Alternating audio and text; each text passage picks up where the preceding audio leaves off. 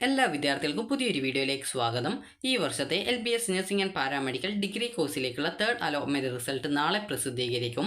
അപ്പോൾ വിദ്യാർത്ഥികൾക്ക് LBS website open ചെയ്ത ശേഷം ഇവിടെയുള്ള 3 ലൈൻസിൽ ക്ലിക്ക് ചെയ്ത് ലോഗിൻ ബട്ടണിൽ ക്ലിക്ക് ചെയ്തുകൊണ്ട് നിങ്ങളുടെ ആപ്ലിക്കേഷൻ നമ്പറും അതുപോലെ തന്നെ രജിസ്ട്രേഷൻ ID, പാസ്വേഡ് എന്നിവ നൽകി നിങ്ങൾക്ക് നിങ്ങളുടെ ആ ഒരു റിസൾട്ട് അറിയാവുന്നതാണ്. ആപ്ലിക്കേഷൻ നമ്പർ നൽകി വെരിഫൈ ചെയ്താൽ മാത്രമാണ് രജിസ്ട്രേഷൻ ID, പാസ്വേഡ് നൽകാനുള്ള ആ ഒരു ഭാഗം വരുള്ളൂ. അപ്പോൾ അതിനുശേഷം മാത്രമാണ് സൈൻ ഇൻ ഓപ്ഷനും വരികയുള്ളൂ. അപ്പോൾ അതിനുശേഷം നിങ്ങൾക്ക് ആപ്ലിക്കേഷൻ സ്റ്റാറ്റസ് പേജിൽ പോയി കഴിഞ്ഞാൽ നിങ്ങൾക്ക് ഈ ഒരു അലോട്ട്മെൻറ്റ് പരിശോധിക്കാവുന്നതാണ്. അതുപോലെ തന്നെ ആ ഒരു പേജിൽ തന്നെ നിങ്ങൾക്ക് ലോഗിൻ ചെയ്ത് പോകുന്ന ആ ഒരു പേജിൽ തന്നെ ഇതുപോലെ 3 ലൈൻസ് കാണാം. അതിൽ ക്ലിക്ക് ചെയ്ത് കഴിഞ്ഞാൽ അലോട്ട്മെൻറ്റ്സ് എന്ന് പറഞ്ഞുകൊണ്ട് ഓപ്ഷൻ ഉണ്ടാവും. അതിൽ ക്ലിക്ക് ചെയ്യുന്ന സമയത്ത് പബ്ലിഷ്ഡ് അലോട്ട്മെൻറ്റ്സ് എന്നുള്ള ഓപ്ഷൻ ഉണ്ടാവും. അതിൽ ക്ലിക്ക് ചെയ്ത് കഴിഞ്ഞാൽ നിങ്ങൾക്ക് അലോട്ട്മെൻറ്റ് സ്റ്റാറ്റസ് പേജിലേക്ക് പോകാവുന്നതും ഏത് കോളേജിലാണ്, ഏത് കോഴ്സിലാണ്, എത്രാമത്തെ ഓപ്ഷനിലാണ്, അതുപോലെ എത്രാമത്തെ അലോട്ട്മെൻറ്റിലാണ് അലോട്ട്മെൻറ്റ് കിട്ടിയിട്ടുള്ളത് എന്നുള്ള ഡീറ്റെയിൽസും കാണാൻ സാധിക്കും. ആദ്യമായിട്ട് അലോട്ട്മെൻറ്റ് ലഭിക്കുന്ന വിദ്യാർത്ഥികൾ ടോക്കൺ ഫീ പേയ്മെൻറ്റ് ചെയ്യേണ്ടതാണ്. അപ്പോൾ നിങ്ങൾക്ക് ഗവൺമെൻറ് കോളേജിലാണ് ലഭിക്കുന്നതെങ്കിൽ ഏകദേശം 23,170 രൂപയും, ബാക്കിയുള്ള കോഴ്സുകൾ ആണെങ്കിൽ അതായത് നഴ്സിംഗിനാണ് ഈ ഒരു ഫീസ്, ബാക്കിയുള്ള കോഴ്സുകളാണെങ്കിൽ ഇതിലും കുറവ് ഫീസ് മാത്രമേ വരുള്ളൂ. അതായത് MLTക്ക് ഏകദേശം 20,860 രൂപയാണ് ഫീസ് വരിക. അതുപോലെ SC ST OEC വിഭാഗത്തിലുള്ളവർക്ക് 1000 രൂപയാണ് ഫീസ് വരിക. അതുപോലെ തന്നെ സെൽഫ് ഫിനാൻസിലാണ് കിട്ടിയതെങ്കിൽ ഏകദേശം 25,000 രൂപയാണ് ടോക്കൺ ഫീ പേയ്മെൻറ്റ് ആവുക. SC ST OEC വിഭാഗത്തിലുള്ള വിദ്യാർത്ഥികൾക്ക് ഈ ഒരു അതായത് ഫീ കൺസെഷൻ ഉള്ളതുകൊണ്ട് ഏകദേശം 1000 രൂപയാണ് ഈ ഒരു ടോക്കൺ ഫീ ഇനത്തിൽ വരിക. അതുപോലെ തന്നെ അതിനുശേഷം വിദ്യാർത്ഥികൾക്ക് അലോട്ട്മെൻറ്റ് മെമ്മോ ലഭ്യമാവുന്നതായിരിക്കും. അലോട്ട്മെൻറ്റ് മെമ്മോ എന്ന് പറഞ്ഞാൽ കോളേജിൽ ജോയിൻ ചെയ്യാനായിട്ട് ആവശ്യമുള്ളൊരു ഡോക്യുമെൻ്റാണ് അലോട്ട്മെൻറ്റ് മെമ്മോ. അതായത് ഇന്ന കോളേജിൽ നിങ്ങൾക്ക് അലോട്ട്മെൻറ്റ് കിട്ടിയിട്ടുണ്ട്, ഇന്ന കോഴ്സിൽ ഇത്രാമത്തെ ഓപ്ഷനിലാണ്, അതുപോലെ ഇത്രാമത്തെ അലോട്ട്മെൻറ്റിലാണ്, അതുപോലെ നിങ്ങളുടെ ആപ്ലിക്കേഷൻ നമ്പർ എന്താണ്, നിങ്ങളുടെ പേര്, അതുപോലെ അഡ്രസ്സ്, ഇതുപോലുള്ള ബേസിക് ആയിട്ടുള്ള ഡീറ്റെയിൽസ് ഒക്കെ ഈ ഒരു അലോട്ട്മെൻറ്റ് മെമ്മോയിൽ ഉണ്ടാകും. അതുപോലെ തന്നെ അത്യാവശ്യം വേണ്ട ഡോക്യുമെൻറ്റ്സ് ഏതൊക്കെയാണ് എന്നുള്ളതും അതിൽ കൃത്യമായിട്ട് രേഖപ്പെടുത്തിയിട്ടുണ്ടാകും. അതുപോലെ തന്നെ ഈ ഒരു അലോട്ട്മെൻറ്റ് മെമ്മോയും അതുപോലെ തന്നെ ഓൺലൈനായിട്ട് നിങ്ങൾ ആദ്യമായിട്ടാണ് അലോട്ട്മെൻറ്റ് ലഭിച്ചതെങ്കിലും അതുപോലെ തന്നെ ഓൾറെഡി ടോക്കൺ ഫീ പേയ്മെൻറ്റ് ചെയ്തിട്ടുള്ള വിദ്യാർത്ഥികൾക്കും നിങ്ങളുടെ ആ ഒരു അലോട്ട്മെൻറ്റ് മെമ്മോ അതായത് പരിശോധിക്കുന്ന ആ ഒരു പേജിൽ അത് നിങ്ങൾക്ക് ആ ഒരു അതായത് 3 ലൈൻസിൽ ലോഗിൻ ചെയ്ത ശേഷം കാണുന്ന 3 ലൈൻസിൽ ക്ലിക്ക് ചെയ്ത് അലോട്ട്മെൻറ്റ്സിൽ ക്ലിക്ക് ചെയ്ത് കഴിഞ്ഞാൽ ഈ ഒരു റിസിപ്റ്റ് ഡീറ്റെയിൽസ് എന്നുള്ള ഒരു ഓപ്ഷൻ ഉണ്ട്. അതായത് അലോട്ട്മെൻറ്റ്സിൽ ക്ലിക്ക് ചെയ്യുന്ന സമയത്ത് പബ്ലിഷ്ഡ് അലോട്ട്മെൻറ്റ് അതുപോലെ തന്നെ ഈ ഒരു റിസിപ്റ്റ് ഡീറ്റെയിൽസ് എന്ന് പറഞ്ഞുള്ള ഓപ്ഷനും ഉണ്ട്. അപ്പോൾ അതിൽ ക്ലിക്ക് ചെയ്യുക. അപ്പോൾ നിങ്ങളുടെ ഫീ പേയ്മെൻറ്റ് ഡീറ്റെയിൽസും അതുപോലെ തന്നെ നിങ്ങൾക്ക് ഡൗൺലോഡ് ചെയ്തെടുക്കാനായിട്ട് റെസിപ്റ്റ് ഓപ്ഷനും ഉണ്ടായിരിക്കുന്നതാണ്. അതിൽ ക്ലിക്ക് ചെയ്ത് നിങ്ങളുടെ ഈ ഒരു റെസിപ്റ്റ് അതായത് ഫീ പേയ്മെൻറ്റ് ചെയ്തതിൻ്റെ റെസിപ്റ്റ് ഡൗൺലോഡ് ചെയ്ത് എടുക്കാവുന്നതാണ്. അപ്പോൾ അതിനുശേഷം വിദ്യാർത്ഥികൾക്ക് ഇന്ന ദിവസം അതായത് ഇത്ര ദിവസം കോളേജിൽ ജോയിൻ ചെയ്യുന്നതിനായിട്ട് അതായത് ഏകദേശം ഒരു 4 ദിവസത്തോളം നിങ്ങൾക്ക് കോളേജിൽ ജോയിൻ ചെയ്യാനുള്ള ഒരു സമയം ലഭിക്കുന്നതായിരിക്കും. അപ്പോൾ അതുകൊണ്ട് തന്നെ ആ ഒരു സമയത്തിനുള്ളിൽ വിദ്യാർത്ഥികൾ ഈ ഒരു അലോട്ട്മെൻറ്റ് ലഭിക്കുന്ന കോളേജിൽ പോയിട്ട് അഡ്മിഷൻ നേടേണ്ടതാണ്. ആ ഒരു നിശ്ചിത സമയത്തിനകം വിദ്യാർത്ഥികൾ കോളേജിൽ ജോയിൻ ചെയ്യാതിരിക്കുകയാണെങ്കിൽ ലഭിച്ച അലോട്ട്മെൻറ്റ് നഷ്ടപ്പെടുന്നതായിരിക്കും എന്നുള്ളത് പ്രത്യേകം ശ്രദ്ധിക്കുക. താല്പര്യമുള്ള വിദ്യാർത്ഥികൾക്ക് പിന്നീട് സ്പെഷ്യൽ സ്പോട്ട് അലോട്ട്മെൻറ്റുകളിൽ ഓപ്ഷനുകൾ നൽകിക്കൊണ്ട് പങ്കെടുക്കാവുന്നതാണ്. അപ്പോൾ വിദ്യാർത്ഥികൾ ശ്രദ്ധിക്കേണ്ട പ്രധാനപ്പെട്ട കാര്യം നിങ്ങൾക്ക് 2 രീതിയിലാണ് ഇതിൽ അഡ്മിഷൻ എടുത്ത് സ്പെഷ്യൽ അലോട്ട്മെൻറ്റിൽ പങ്കെടുക്കാനായിട്ട് പറ്റുക. ആദ്യത്തെ വിഭാഗം വിദ്യാർത്ഥികൾ എന്ന് പറയുന്നത് ഇപ്പോൾ ലഭിച്ച ഓപ്ഷനിൽ തൃപ്തരായിരിക്കും. അപ്പോൾ അങ്ങനെയെങ്കിൽ അവിടെ അഡ്മിഷൻ നേടാം, അതായത് പെർമനൻറ്റ് അഡ്മിഷൻ എടുക്കാം. ഇനി സ്പെഷ്യലോ സ്പോട്ടോ നോക്കേണ്ടതില്ല എന്നുള്ളത് വിദ്യാർത്ഥികൾ തീരുമാനിക്കുന്ന വിദ്യാർത്ഥികളാണ്. അപ്പോൾ അങ്ങനെയുള്ള വിദ്യാർത്ഥികളാണ് ഒന്നാമത്തെ വിഭാഗം. അപ്പോൾ അവർ ചെയ്യേണ്ടത് നിങ്ങൾക്ക് അലോട്ട്മെൻറ്റ് ലഭിച്ച കോളേജ് താല്പര്യമാണ് അല്ലെങ്കിൽ ആ ഒരു കോഴ്സ് താല്പര്യമാണ് എങ്കിൽ നിങ്ങൾക്ക് അവിടെ പോയിട്ട് പെർമനൻറ്റ് അഡ്മിഷൻ തന്നെ അതായത് ഈ ഒരു ടെമ്പററി അഡ്മിഷൻ എന്നുള്ള രീതിയിൽ അഡ്മിഷൻ ഇല്ല. കാരണം ഈ ഒരു അഡ്മിഷൻ എടുക്കുന്ന സമയത്ത് തന്നെ ഫീസും കാര്യങ്ങളൊക്കെ ഓൾറെഡി നിങ്ങൾ അടക്കേണ്ടതായിട്ട് വരും. അപ്പോൾ നിങ്ങൾക്ക് സ്പെഷ്യലിൽ പങ്കെടുക്കണമെങ്കിൽ NOC വാങ്ങിക്കുകയാണ്. അതായത് ആ ഒരു NOC ചില കോളേജ് കൊടുക്കാറില്ല. അപ്പോൾ അതുകൊണ്ട് തന്നെ NOC സർട്ടിഫിക്കറ്റ് കിട്ടുമോ എന്നുള്ള കാര്യം കൃത്യമായിട്ട് നിങ്ങൾ ചോദിച്ച് അഡ്മിഷൻ ടൈമിൽ തന്നെ ചോദിച്ച് മനസ്സിലാക്കേണ്ടതാണ്. അതുപോലെ തന്നെ നിങ്ങൾക്ക് ആദ്യത്തെ പറഞ്ഞതുപോലെ വിദ്യാർത്ഥികൾക്ക് ഒന്നുകിൽ പെർമനൻറ്റ് അഡ്മിഷൻ എടുക്കാം. ഇനി രണ്ടാമത്തെ ഇത് എന്ന് പറയുന്നത് നിങ്ങൾക്ക് ഒന്നുകിൽ ആ ഒരു കോളേജ് നിങ്ങൾക്ക് കിട്ടിയാൽ പ്രത്യേകിച്ച് പ്രോബ്ലം ഇല്ല, എന്നാൽ മറ്റൊരു കോളേജ് കിട്ടുന്നതായിരിക്കും കൂടുതൽ നല്ലത് എന്ന് വിചാരിക്കുന്ന വിദ്യാർത്ഥികളായിരിക്കും. അപ്പോൾ ഒരു ഉദാഹരണം പറയുകയാണെങ്കിൽ അപ്പോൾ എനിക്കിപ്പോൾ ഒരു A എന്ന ഒരു കോളേജ് അതായത് A എന്ന നഴ്സിംഗ് കോളേജിലാണ് കിട്ടിയത് എന്ന് കരുതുക. അതായത് A എന്ന നഴ്സിംഗ് കോളേജിലാണ് കിട്ടിയത്. എനിക്കെന്നാൽ B എന്ന നഴ്സിംഗ് കോളേജിൽ കിട്ടിയാൽ കൊള്ളാമെന്നുണ്ട്. അപ്പോൾ അതുകൊണ്ട് തന്നെ ഞാനിപ്പോൾ BSc നഴ്സിംഗ് കോഴ്സിന് ഈ ഒരു A എന്ന കോളേജിൽ എനിക്ക് അഡ്മിഷൻ കിട്ടിയിട്ടുണ്ട്. അപ്പോൾ അവിടെ ഞാൻ പോയിട്ട് അഡ്മിഷൻ എടുക്കുന്നു. അവിടെ നിന്ന് NOC സർട്ടിഫിക്കറ്റ് കിട്ടുമോ എന്നുള്ള കാര്യങ്ങളൊക്കെ കൃത്യമായിട്ട് ചോദിച്ച് മനസ്സിലാക്കുന്നു. അവിടെ നിന്ന് NOC സർട്ടിഫിക്കറ്റ് തരും എന്ന് പറയുന്നു. അപ്പോൾ അങ്ങനെ NOC സർട്ടിഫിക്കറ്റ് തരുന്നതുകൊണ്ട് തന്നെ ഞാൻ അവിടെ അഡ്മിഷൻ എടുക്കുന്നു. അപ്പോൾ അതിനുശേഷം ഞാൻ അടുത്ത സ്പെഷ്യൽ സ്പോട്ട് അലോട്ട്മെൻറ്റിൽ B എന്ന നഴ്സിംഗ് കോളേജിൽ സീറ്റ് ഉണ്ടെങ്കിൽ എനിക്ക് മാറാനായിട്ട് അവിടെ ആ ഒരു കോഴ്സിലേക്ക് ഓപ്ഷൻ നൽകുന്നു.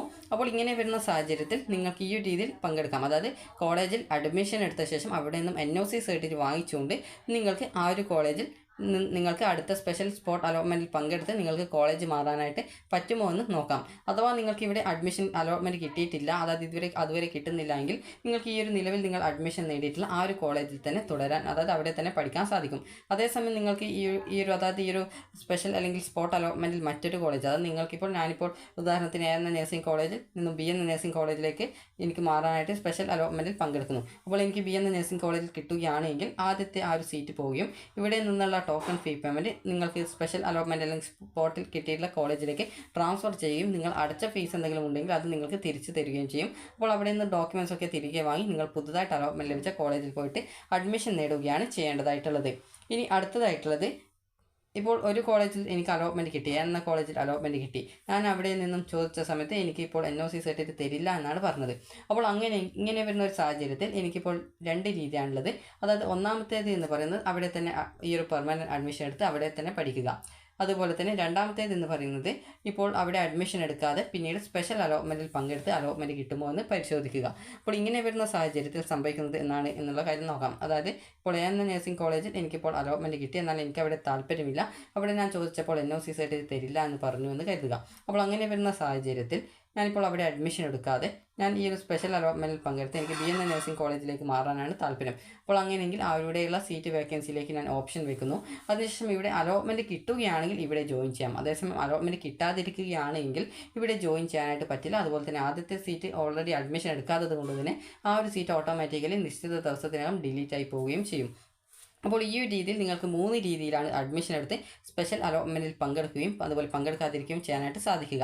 അതുപോലെ തന്നെ കോളേജുകൾ അതായത് ഗവൺമെൻറ് കോളേജൊക്കെയാണ് കിട്ടുന്നതെങ്കിൽ NOC certificate NOC certificate upload ചെയ്ത് കൊടുക്കേണ്ട ആവശ്യം വരാറില്ല. കാരണം വിദ്യാർത്ഥികൾക്ക് ആ ഒരു കോളേജിൽ നിന്നും NOC സർട്ടിഫിക്കറ്റ് ഇഷ്യൂ ചെയ്യുന്നതായിരിക്കും. കാരണം നിങ്ങൾക്ക് അഥവാ സ്പെഷ്യൽ അലോട്ട്മെൻറ്റിൽ പങ്കെടുക്കണമെന്നുണ്ടെങ്കിൽ ഓൾറെഡി നിങ്ങളുടെ ആ ഒരു ഓപ്ഷൻ രജിസ്ട്രേഷൻ പേജിൽ പോകുന്ന സമയത്ത് നിങ്ങൾക്ക് അവിടെ ഇന്ന കോളേജ് NOC സർട്ടിഫിക്കറ്റ് ഇഷ്യൂ ചെയ്തിട്ടുണ്ട് എന്നുള്ള രീതിയിൽ നിങ്ങൾക്ക് അവിടെ മെസ്സേജ് കാണാനായിട്ട് സാധിക്കുന്നതാണ്.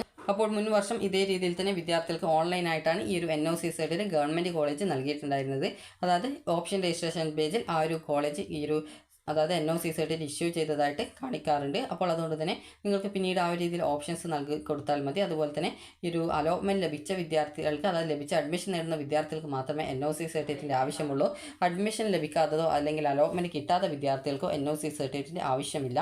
അപ്പോൾ അതുകൊണ്ട് തന്നെ നിങ്ങൾക്ക് ഈ നേരത്തെ പറഞ്ഞതുപോലെ നിങ്ങൾക്ക് 3 രീതി ചെയ്യാം. അതായത് ഒന്ന് ഇഷ്ടപ്പെട്ട കോളേജ് ആണെങ്കിൽ അവിടെ പെർമനൻറ്റ് അഡ്മിഷൻ എടുത്ത് പിന്നീട് സ്പെഷ്യൽ അലോട്ട്മെൻറ്റിലൊന്നും പങ്കെടുക്കാതെ ഇരിക്കാം.